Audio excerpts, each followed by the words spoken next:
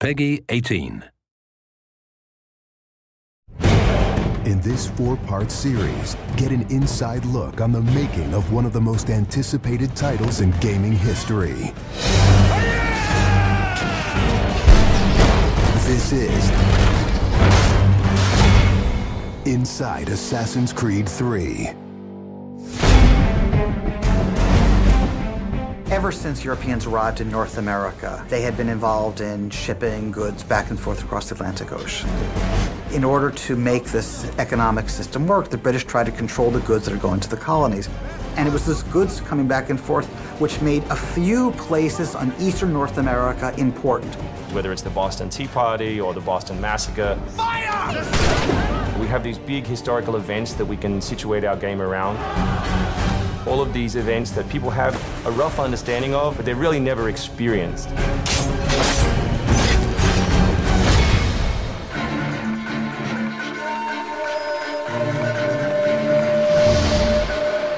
We had to go back and get our historian to find us accurate maps from the era of what Boston and New York looked like. These are actual replicas of the cities. If you're familiar with those cities, you should have that sort of eerie feeling of finding familiar sights. We really wanted to push the animations and just make it look like it's a real living world. As you walk through the crowd, you'll also see animals in the streets. They'd have a pig, they just clip his ear in a certain way, and they'd let him go in the street. And then he'd eat garbage, and then when it was time to eat the pig, you'd go and find your pig, and you'd slaughter it and eat your pig.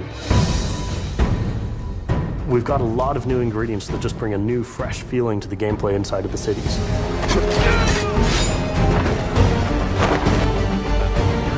We have these great new stalking zones that you're going to find throughout the cities. It's a great way for you to remain hidden from your enemies and actually be able to sneak up to them so that you could assassinate.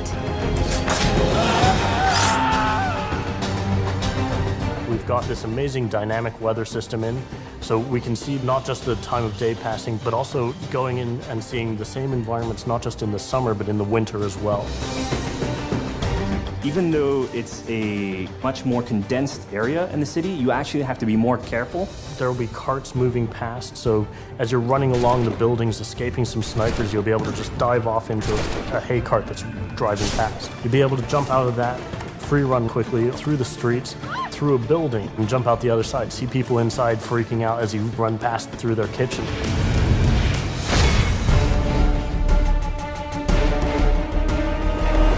Living on the frontier was extremely difficult. Not only did you have harsh winters, cold, freezing temperatures, in the summer you had heat, humidity, so it was a gamble every year that you were out on the frontier, whether you're going to make it or not. For AC3, the biggest difference is just having access to the frontier. So this huge wilderness area that you can sort of explore at your own pace. It's a forest, the navigation in a very new environment, and a very organic environment as well. In the frontier, you'll be able to navigate through deep snow, but also snow does impact your gameplay. It will slow down you as well as your enemies. Once we decided that we were going to build the frontier, we realized obviously we need to populate that area. So animals became a very big deal. We have over 24 different species of animals in the game. There's an entire hunting loop that you can engage in.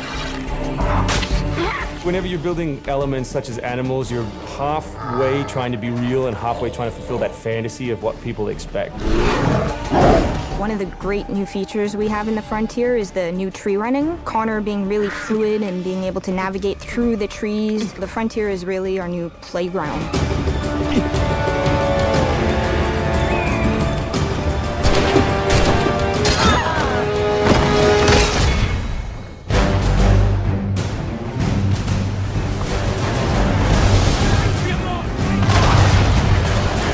This war at sea was truly a global war and involved not only the British, but the French and the Spanish and the Dutch. Naval engagement of that period was all about closing the distance. Boarding is the end game. You've got to be able to close with the enemy, get alongside, then get on board to steal his ship. You want to take that ship intact if you can, because that's where you get your prize. The prize is whatever is on that ship that you want. Naval warfare was absolutely decisive to success in the American Revolution. Commerce comes by sea, at the same time invaders come by sea. You control the sea and you control the conflict. It's a huge part of the historical period. The Revolution is won pretty much at Yorktown by a blockade of ships. You know, we can't ignore this part of the history. This is critical. This is something that we have to do. We started a whole team up just to specifically focus on the naval experience. Naval combat has been a huge challenge. The technology of the wind, the water simulation has been a massive undertaking for the team. Initially, we didn't even think it was feasible because it's a big moving structure. It's a full simulation on high seas where Connor is controlling a ship, he's controlling a crew as well, so he's kind of the master and commander on the ship. Very exciting. I mean, you are on a moving vessel that is very much part of the sea itself.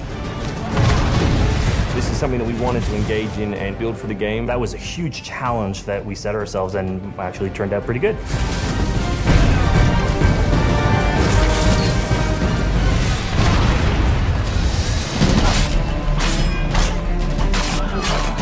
If you haven't played any Assassin's Creed games before, we really think this is a great point to get on board. It is a new story, it is a new character.